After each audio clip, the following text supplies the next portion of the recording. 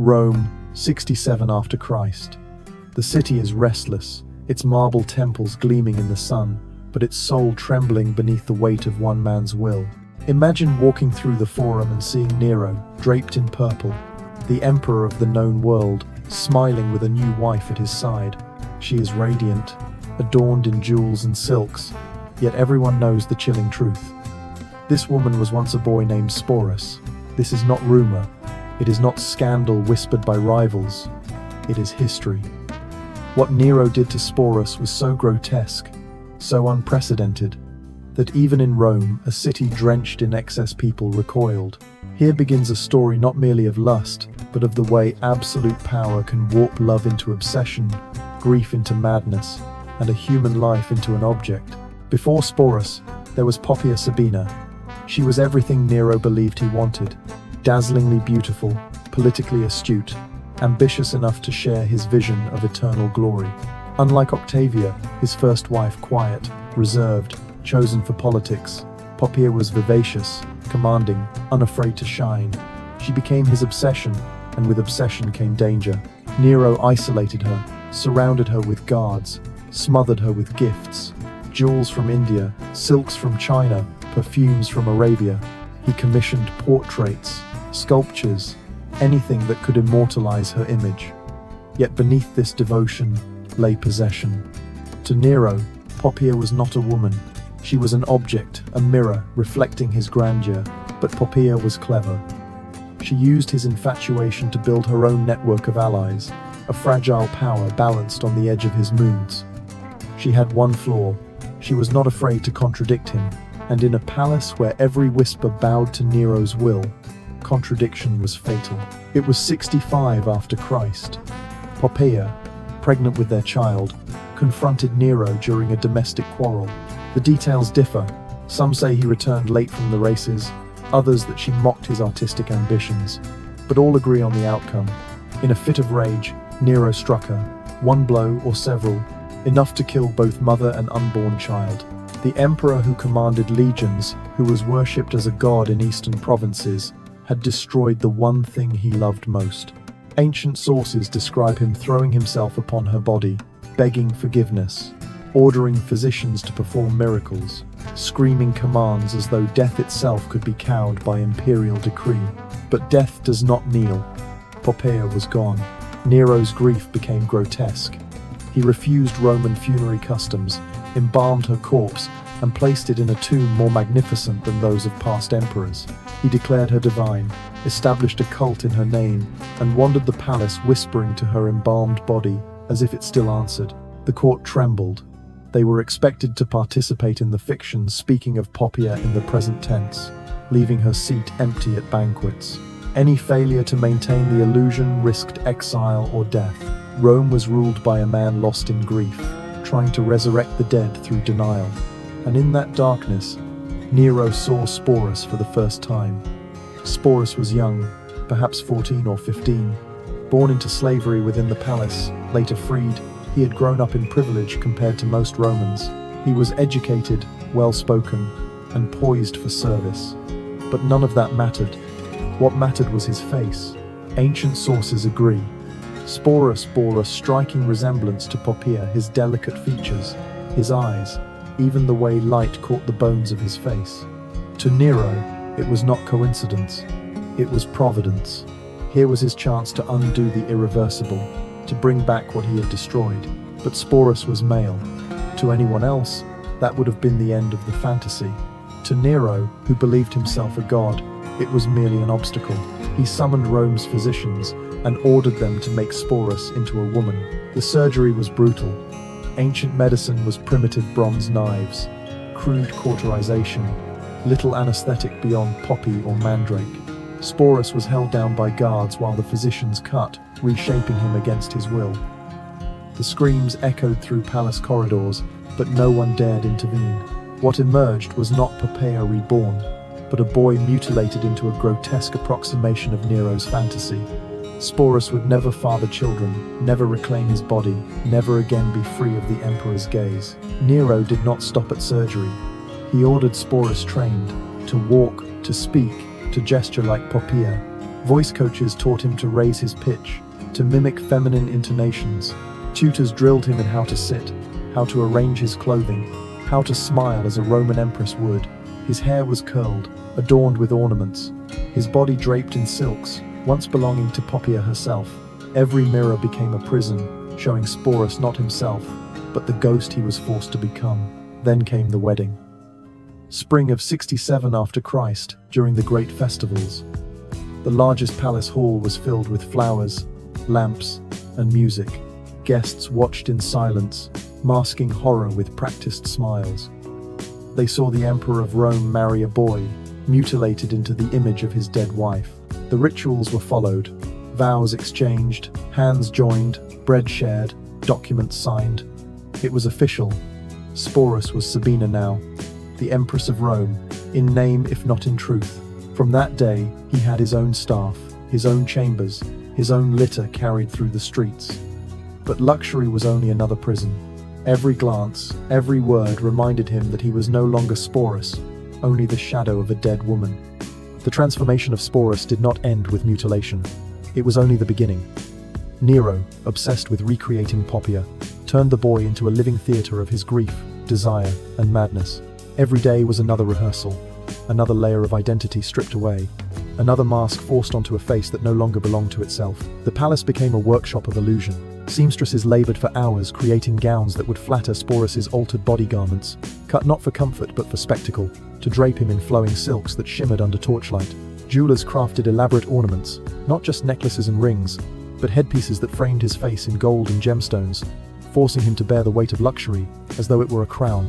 Hairdressers trained by Greek stylists twisted his locks into intricate coils, each strand pulled, curled, and pinned until his head ached beneath the artistry. And then came the lessons perhaps the most cruel of all.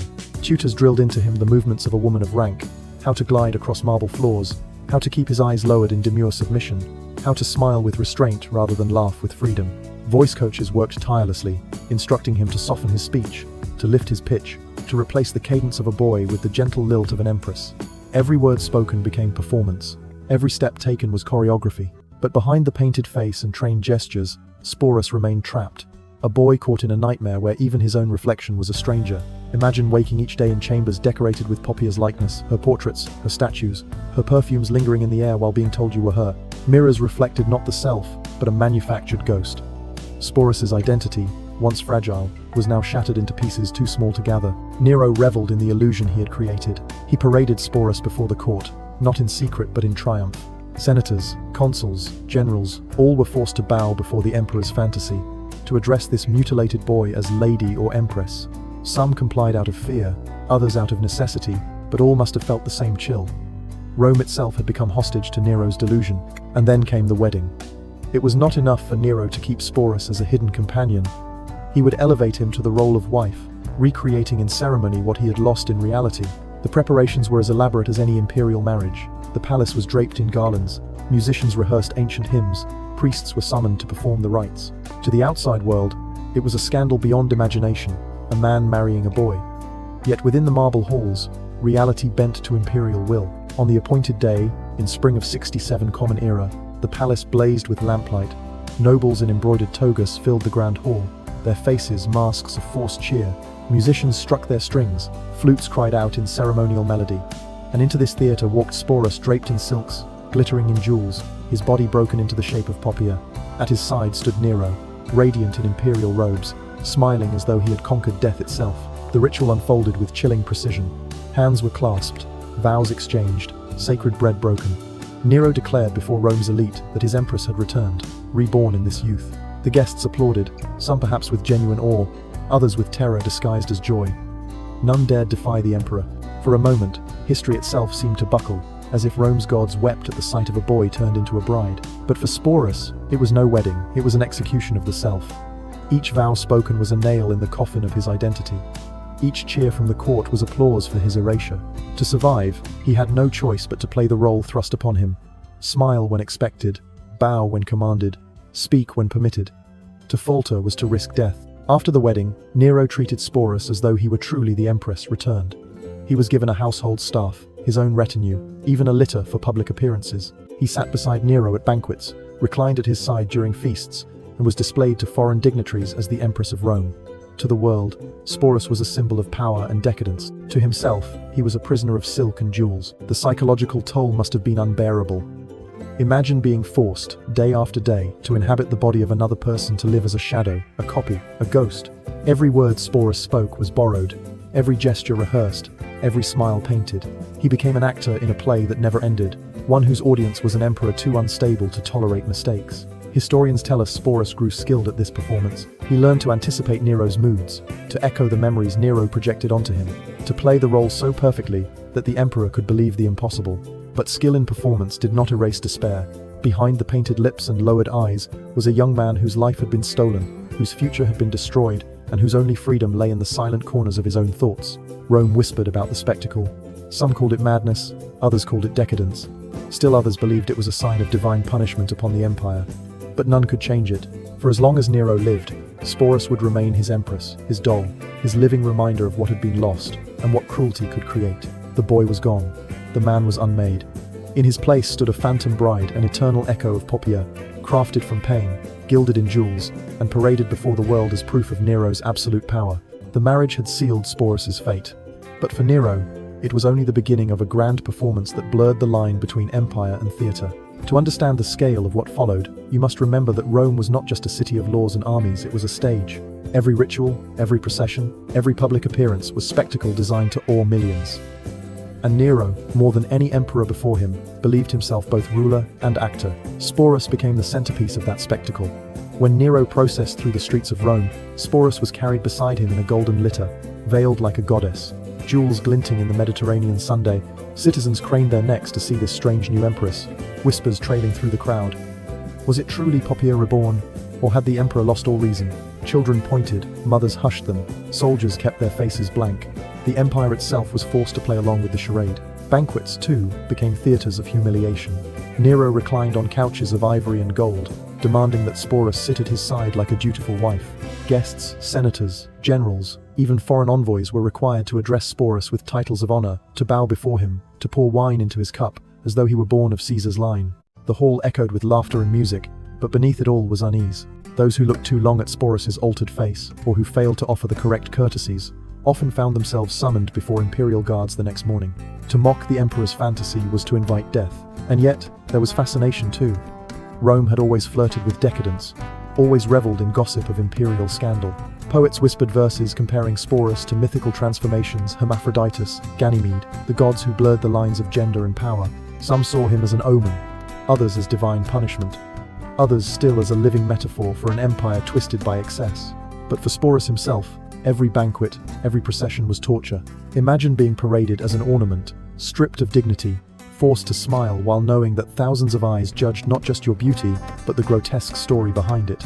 He was an actor trapped in the emperor's endless play, and the stage never dimmed its lights. Then came Greece.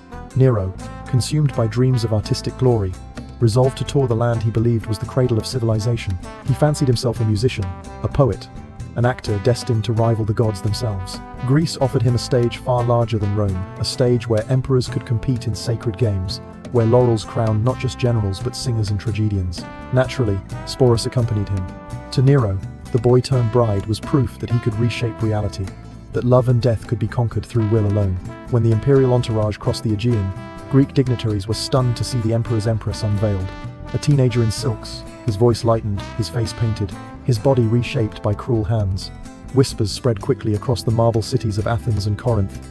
Was this Rome's strength, or Rome's madness? Nero ignored the whispers. He reveled in applause as he performed in theaters, strumming the lyre, declaiming poetry, acting in tragedies where he always claimed the starring role. And Sporus was always at his side, seated among dignitaries, introduced as the Empress of Rome. Imagine the surreal spectacle. Greek philosophers, once the world's guardians of reason, bowing before a boy mutilated into the likeness of a dead woman. The tour was more than art, it was ritual. Nero competed in sacred games, bribing judges to ensure his victory, parading laurel crowns through streets that once honored Olympian gods. Sporus was there for it all, carried like a trophy beside him, the silent emblem of the emperor's delusion. The Greeks, weary of Roman domination, smiled and clapped, but in their hearts they knew this was no golden age. It was theatre played by a madman. Back in Rome, news of Nero's excesses spread like wildfire. Governors whispered of rebellion, Generals muttered about the emperor's neglect of empire while he played the lyre in Athens. The Praetorian Guard, Rome's elite protectors, began to wonder whether their loyalty was worth the spectacle. And all the while, Sporus remained trapped in his gilded cage, living proof of imperial madness, paraded before nations as though shame itself could be crowned queen. Yet, beneath the layers of humiliation, something remarkable flickered. Ancient sources suggest that Sporus developed a strange resilience. He learned to anticipate Nero's moods with uncanny precision, to act the part so convincingly that even the emperor seemed satisfied. Perhaps it was survival instinct, or perhaps the remnants of his true self refused to die. But in playing the role thrust upon him, Sporus became more than a victim. He became a mirror, reflecting Rome's own decline. Think of it. An empire once ruled by iron discipline and military genius now reduced to spectacle, where the most powerful man in the world married a mutilated boy and paraded him as his bride. The story of Sporus was no longer just about cruelty, it was about the corruption of power itself, about the theatre of empire turning into a grotesque parody of itself. By 68 Common Era, the stage was set for collapse. Rebellions brewed in Gaul, legions stirred in Spain, the Senate whispered treason. Rome could not endure much longer under the weight of Nero's fantasies. But for Sporus, the nightmare was far from over. The play would continue until the emperor's final act, and even then, the boy's role in history was not yet finished. By the year 68 of the Common Era, Rome stood at the edge of an abyss. The empire that once commanded the known world now trembled under the weight of its emperor's obsessions. While Nero played at being poet, singer, and god in Greece, rebellion spread like wildfire across his provinces, and always at his side, his grotesque empress, Sporus, a living reminder that even power without limits could not rewrite nature forever. The first crack appeared in Gaul, where Gaius Julius Vindex, governor of the province, raised the banner of revolt. His message was clear.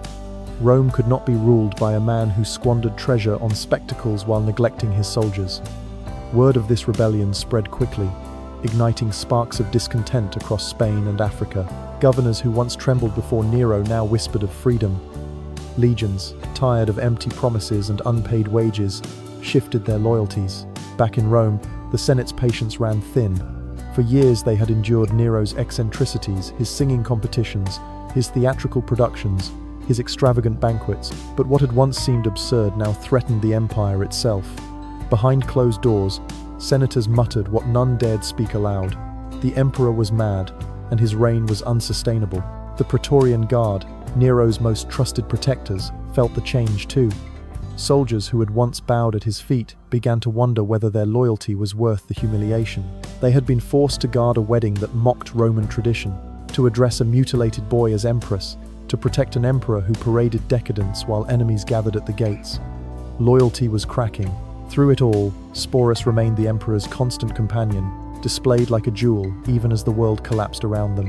When Nero returned from Greece, triumphantly carrying hundreds of laurel crowns he had won in competitions, he insisted that the crowds cheer for him. Instead, the people of Rome greeted him with sullen silence. The emperor who once charmed the masses now inspired only contempt. Desperation consumed him. Rumors swirled of assassinations, conspiracies, and plots within the palace itself. Nero responded with purges, executing senators, generals, and even members of his own family. Blood stained the marble halls, but it did nothing to restore his crumbling power. Even Sporus, once shielded from the worst of Rome's politics, must have felt the terror. He had become too closely tied to Nero's madness. If the emperor fell, what would become of his phantom bride? The final blow came from within the Praetorian Guard. Their commander, Galba of Spain, declared himself emperor with the backing of legions. When news reached Rome, the Praetorians deserted Nero overnight. The man who had believed himself a god suddenly found himself alone. Nero fled the city in disguise, accompanied by only a few loyal attendants and Sporus. Even in his final hours, the emperor refused to abandon the fantasy he had created. Witnesses described the pitiful scene. Nero, once draped in purple robes and gold crowns, now hiding in common clothes, slipping through the night with the mutilated boy he called his wife at his side. They took refuge in a villa outside Rome, a place meant for leisure and luxury, now turned into a prison of dread. There, Nero swung between delusion and despair. At times he imagined escape fleeing east, raising armies, returning in triumph. At other times he rehearsed speeches of defiance, imagining himself addressing the Senate with all Rome at his feet. But reality pressed harder with each hour. Enemies closed in. The Senate declared him an enemy of the state, condemned to death. The Praetorians, who once protected him, now hunted him. Sporus watched it all. What must he have felt, sitting beside the man who had destroyed his body, his future, his very name? Fear, surely, but perhaps also a grim anticipation. Nero's fall could mean freedom, or it could mean death. For a slave who had been turned into an empress, there was no script for survival. On the 9th day of June, 68 Common Era, Nero heard the hoofbeats of soldiers approaching. His final delusion broke. "The world has lost an artist," he reportedly cried, clutching at his throat. Too cowardly to die by his own hand, he begged his secretary to drive a dagger into him. Moments later, the last emperor of the Julio-Claudian dynasty lay dead, his reign ending not with triumph, but with a whimper. And beside him, history's cruelest irony. Sporus, alive, left to carry the weight of a nightmare that should have ended with Nero's breath. But Nero's death did not free him. It only delivered him into the hands of new masters, men who saw in Sporus not a victim, but a trophy. The empire had rid itself of a tyrant, but the boy who had been mutilated into a bride remained a prisoner of spectacle. His story was not over. In some ways, it had only just begun. Nero was gone, but for Sporus, the nightmare refused to end. In the volatile months that followed the emperor's death, Rome became a furnace of ambition, each spark of rebellion threatening to ignite into civil war. The year of the 4 emperors had begun, and the mutilated youth who once played the role of an empress found himself tossed like a prize between rival claimants to the throne. At first, Sporus remained in the household of Nymphidius Sabinus, commander of the Praetorian Guard. Nymphidius had been among the first to betray Nero, proclaiming Galba as the new emperor. Yet he also had ambitions of his own. Seeing Sporus, he recognized not just a beautiful youth, but a living symbol of Nero's decadence. To own him was to own a fragment of the late emperor's legacy, an exotic jewel that could be displayed to strengthen his claim. But Nymphidius overplayed his hand. He sought to crown himself emperor, only to be cut down by his own soldiers before he could even grasp the purple. For Sporus, it was another brutal reminder that he was no longer a person, only a possession passed between masters. When Nymphidius fell, Sporus passed to Otho, the man who briefly seized the throne after Galba's assassination. Otho, who had once been married to Poppaea Sabina before Nero stole her away, saw in Sporus a ghost of his past. Some whispered that he treated the youth with an unsettling tenderness, projecting onto him the memory of the wife he had lost. To others, it seemed like another grotesque Roman irony, the former husband of Poppaea now living with the boy who had been mutilated to resemble her. But Otho's reign was brief. Just 3 months later, Vitellius marched on Rome with his German legions, defeating Otho in battle. Once again, Sporus was claimed as part of the spoils of power. By now he must have understood that survival meant adaptation, that every gesture, every word, had to be calculated to please whichever tyrant held his leash. Vitellius, however, had darker plans. When Nero had treated Sporus as a grotesque imitation of a wife, Vitellius saw him as a tool for humiliation. He announced his intention to stage a public spectacle in the Colosseum, a grotesque reenactment of the myth of Proserpina, the maiden abducted by Pluto and dragged into the underworld.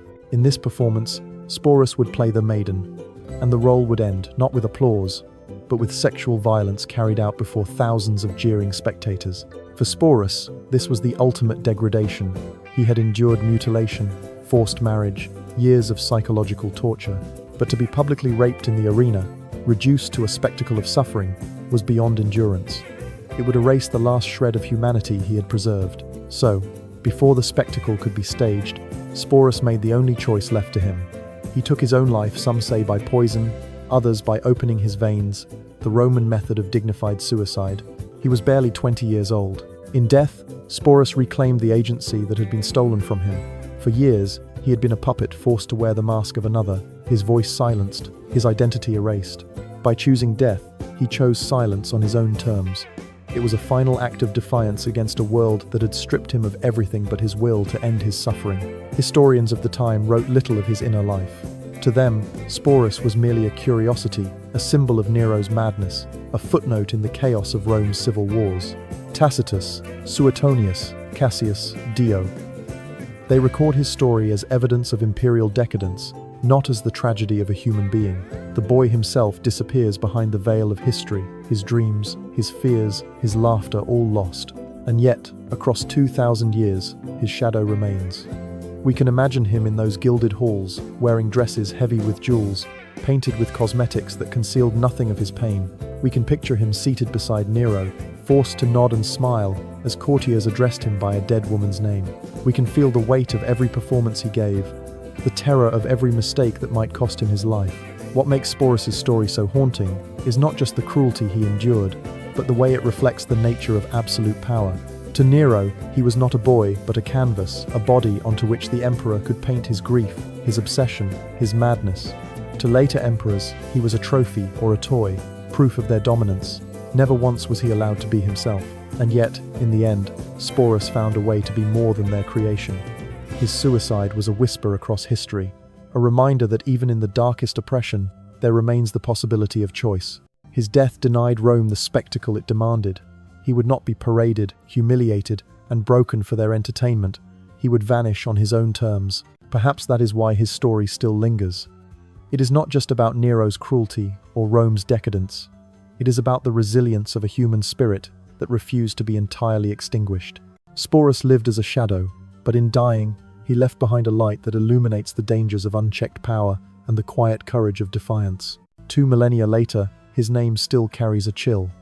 Sporus, the boy who was turned into a bride, who lived as an empress, and who died as a free man in the only way left to him. His story is a reminder that history is not only made by emperors and armies, but by the forgotten lives caught in their wake, lives that deserve to be remembered, not as curiosities, but as human beings who suffered, resisted, and, in the end, chose their own fate.